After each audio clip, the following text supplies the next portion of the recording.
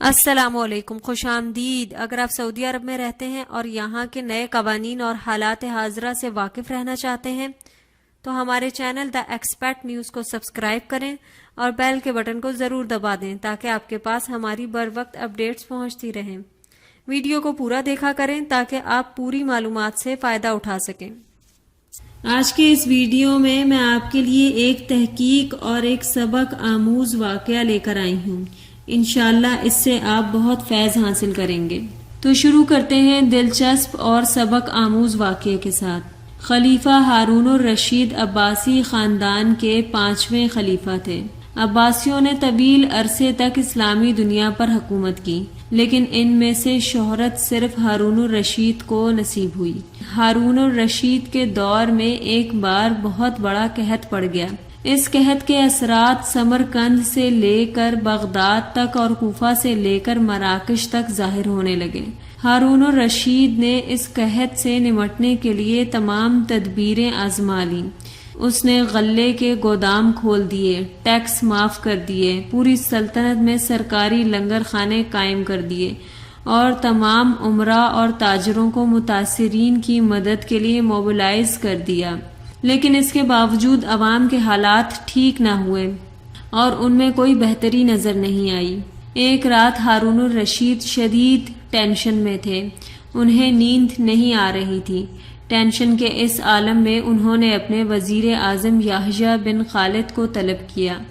یحییٰ بن خالد ہارون الرشید کے استاد بھی تھے، انہوں نے بچپن سے بادشاہ کی تربیت کی تھی۔ ہارون الرشید نے یحییٰ خالد سے کہا، استاد محترم، آپ مجھے کوئی ایسی کہانی، کوئی ایسی داستان سنائیں جس سے سن کر مجھے قرار آ جائے۔ یحییٰ بن خالد مسکرائے اور عرض کیا، بادشاہ سلامت، میں نے اللہ کے کسی نبی کی حیات طیبہ میں ایک داستان پڑھی تھی۔ داستان مقدر، قسمت اور اللہ کی رضا سب سے بڑی اور شاندار تشریح ہے۔ تو داستان کو شروع کرنے سے پہلے میں آپ کو اس تحقیق کے بارے میں بتاؤں گی۔ پچھلے کچھ دنوں میں آپ نے اس طرح کے بہت سے میسیجز دیکھے ہوں گے کہ قیامت نزدیک آنے والی ہے، قیامت کی نشانی ہے کہ بیت اللہ الحرم کا طواف رک جائے گا۔ تو چلیے آج اس کے بارے میں ایک تحقیق آپ سے شیئر کرتی ہوں۔ کیا بیت اللہ الحرم پہلی مرتبہ بند ہوا ہے؟ اللہ رب العزت قرآن مقدس میں ارشاد فرماتے ہیں، سورہ حج ترجمہ، اور جب ٹھیک کر دی ہم نے ابراہیم کو جگہ اس گھر کی کہ شریک نہ کرنا میرے ساتھ کسی کو، اور پاک رکھ میرا گھر طواف کرنے والوں کے واسطے اور کھڑے رہنے والوں کے اور رکوع و سجدہ کرنے والوں کے۔ آیت مبارکہ میں اللہ رب العزت کا واضح حکم موجود ہے کہ بیت اللہ الحرم کو طواف اور عبادت کرنے والوں کے لیے پاک و صاف رکھا جائے۔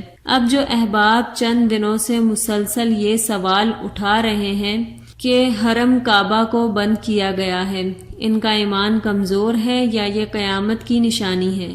انہیں ضرور غور کرنا چاہیے کہ بلا تحقیق بات کرنا کسی قدر خطرناک ہو سکتا ہے کہ آپ قرآن کریم کے مقابل آ کھڑے ہوتے ہیں۔ بیت اللہ الحرم اللہ کا مقدس گھر ہے، دنیا بھر کے انسانوں کا مرکز، جہاں کائنات ارضی کے کونے کونے سے انسان جوک در جوک آتے اور عبادت کرتے ہیں۔ ایسے میں اس گھر کو پاک و صاف رکھنا، ہر قسم کے جراثیم، گندگی یا بیماریوں کے پھیلاؤ سے محفوظ بنانا حاکم وقت کی اہم ترین ذمہ داری ہے۔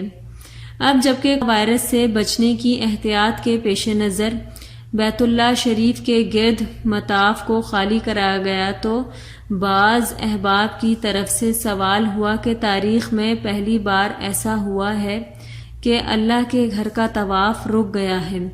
حالانکہ اگر تاریخ پر غور کیا جائے تو یہ پہلی بار نہیں ہوا بلکہ 41ویں بار ہے جب بیت اللہ الحرم کو بند کیا گیا۔ جی ہاں، آپ لوگ یقیناً اس بات سے ناواقف ہوں گے، تبھی اسی طرح کے میسیجز ایک دوسرے کو فارورڈ کرتے ہیں۔ یہ پہلی بار نہیں ہوا بلکہ 41ویں بار ہے جب بیت اللہ الحرم کو بند کیا گیا۔ اس سے قبل 40 مرتبہ مسجد حرام کو مختلف وجوہات جن میں بیماریوں کے پھیلاؤ سے بچاؤ، سیاسی وجوہات اور جنگ و جدل بھی شامل ہے۔ اور صرف یہ نہیں کہ صرف طواف بند ہوا، بلکہ اسلامی تاریخ میں ایسے سال بھی گزرے ہیں جن میں حج کی ادائیگی ہی نہیں ہوئی، اور وہ حجاج جو 9 ذی الحج یوم عرفہ کو میدان عرفات پہنچے، انہیں بھی حدود عرفات سے باہر نکال دیا گیا۔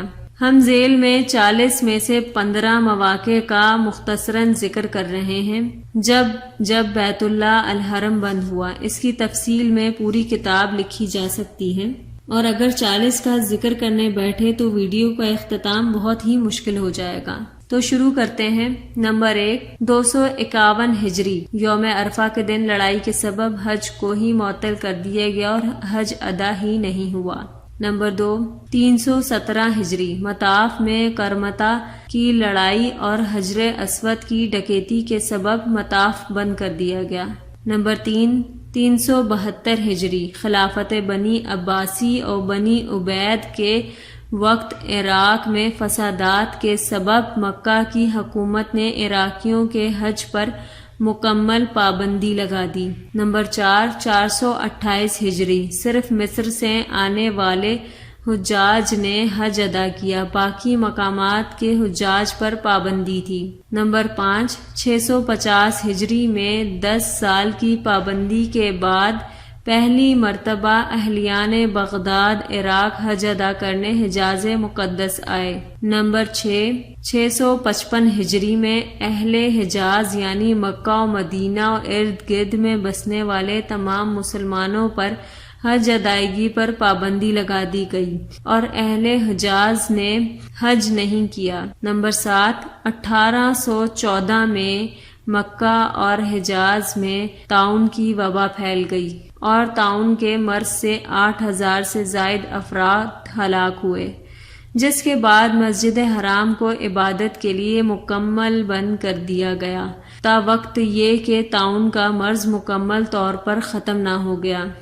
نمبر 8، 1831 بموافق 1246 ہجری میں ہندوستان سے ایک حاجی وبائی مرض کے ساتھ مکہ آیا، جس نے دنیا بھر سے آئے حجاج کو لپیٹ میں لے لیا اور ٹوٹل حجاج کا 1/3 حصہ اس مرض سے وفات پا گیا۔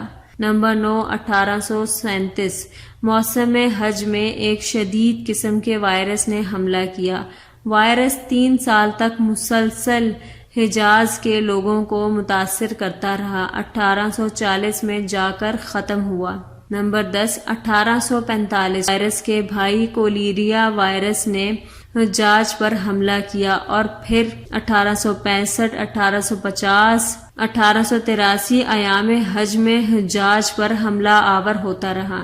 نمبر 11، 1858 میں اہلیان حجاز پر شدید وبائی امراض نے حملہ کیا اور اہل حجاز زندگیاں بچانے کے لیے مصر کی طرف ہجرت کرنے اور علاج کرانے پر مجبور ہوئے۔ نمبر 12، 1864 حجاج پر وائرس کی وبا نے حملہ کیا اور اس قدر شدید وائرس تھا کہ یومیہ مرنے کی تعداد 1000 سے تجاوز کر گئی تھی، جس کے ازالے کے لیے مصر سے بڑی تعداد میں اتباع کو بلایا گیا۔ نمبر 13، 1852 کولیرا وائرس نے ایک بار پھر موسم حج میں حجاج کو نشانہ بنایا۔ اس مرتبہ وبا نے یوں اموات پھیلائی کہ لوگ اپنے عزیز و اقارب کی لاشوں کو بے کفن و دفن چھوڑ کر بھاگنے لگے۔ میدان عرفات میں گدھوں کے غول جمع تھے۔ مر جانے والے حجاج کی ہڈیاں مہینوں بعد منی کے میدان سے بھی ملتی رہیں۔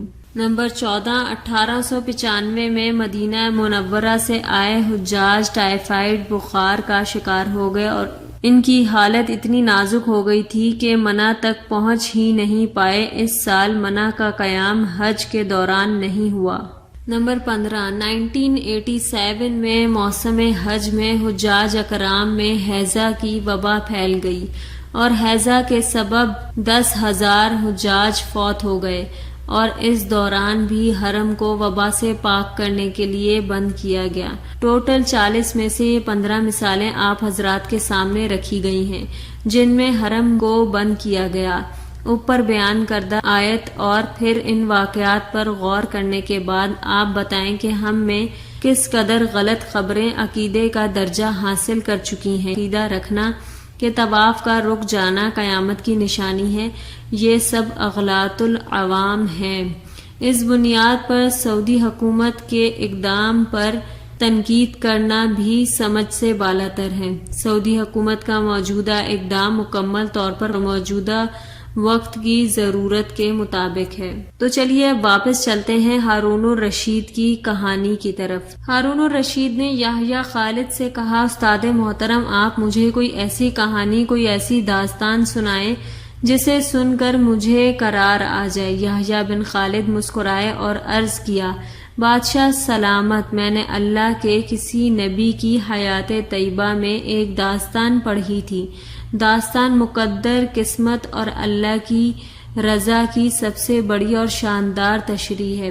آپ اگر اجازت دیں تو میں وہ داستان آپ کے سامنے دہرا دوں۔ بادشاہ نے بے چینی سے فرمایا، یا استاد فوراً فرمائیے، میری جان حلق میں اٹک رہی ہے۔ یحییٰ خالد نے عرض کیا، کسی جنگل میں ایک بندریا سفر کے لیے روانہ ہونے لگی۔ اس کا ایک بچہ تھا، وہ بچے کو ساتھ نہیں لے جا سکتی تھی، چنانچہ وہ شیر کے پاس گئی اور اس سے عرض کیا، جناب آپ جنگل کے بادشاہ ہیں، میں سفر پر روانہ ہونے لگی ہوں، میری خواہش ہے آپ میرے بچے کی حفاظت اپنے ذمے لے لیں۔ شیر نے حامی بھر لی، بندریا نے اپنا بچہ شیر کے حوالے کر دیا۔ شیر نے بچہ اپنے کندھے پر بٹھا لیا، بندریا سفر پر روانہ ہو گئی۔ اب شیر روزانہ بندر کے بچے کو کندھے پر بٹھاتا اور جنگل میں اپنے روزمرہ کے کام کرتا رہتا۔ ایک دن وہ جنگل میں گھوم رہا تھا کہ اچانک آسمان سے ایک چیل نے ڈائے لگائی، شیر کے قریب پہنچی، بندریا کا بچہ اٹھایا اور آسمان میں گم ہو گئی۔ شیر جنگل میں بھاگا دوڑا لیکن وہ چیل کو نہ پکڑ سکا۔ یحییٰ خالد رکا، اس نے سانس لیا اور خلیفہ ہارون الرشید سے عرض کیا، بادشاہ سلامت، چند دن بعد بندریا واپس آئی اور شیر سے اپنے بچے کا مطالبہ کر دیا۔ شیر نے شرمندگی سے جواب دیا، تمہارا بچہ تو چیل لے گئی ہے۔ بندریا کو غصہ آ گیا اور اس نے چلا کر کہا، تم کیسے بادشاہ ہو؟ تم ایک امانت کی حفاظت نہیں کر سکے؟ تم اس سارے جنگل کا نظام کیسے چلاؤ گے؟ شیر نے افسوس سے سر ہلایا اور بولا، میں زمین کا بادشاہ ہوں، اگر زمین سے کوئی آفت تمہارے بچے کی طرف بڑھتی تو میں اسے روک لیتا، لیکن یہ آفت آسمان سے اتری تھی اور آسمان کی آفتیں صرف اور صرف آسمان والا ہی روک سکتا ہے۔ یہ کہانی سنانے کے بعد یحییٰ بن خالد نے ہارون الرشید سے عرض کیا، بادشاہ سلامت، قحط کی یہ آفت بھی اگر زمین سے نکلی ہوتی تو آپ اسے روک لیتے۔ یہ آسمان کا عذاب ہے، اسے صرف اللہ تعالیٰ روک سکتے ہیں، چنانچہ آپ اسے رکوانے کے لیے بادشاہ نہ بنے، فقیر بنے، یہ آفت رک جائے گی۔ دنیا میں آفتیں دو قسم کی ہوتی ہیں، آسمانی مصیبتیں اور زمینی آفتیں۔ آسمانی آفت سے بچنے کے لیے اللہ تعالیٰ کا راضی ہونا ضروری ہوتا ہے، جبکہ زمینی آفت سے بچاؤ کے لیے انسانوں کا متحد ہونا، وسائل کا بھرپور استعمال اور حکمرانوں کا اخلاص درکار ہوتا ہے۔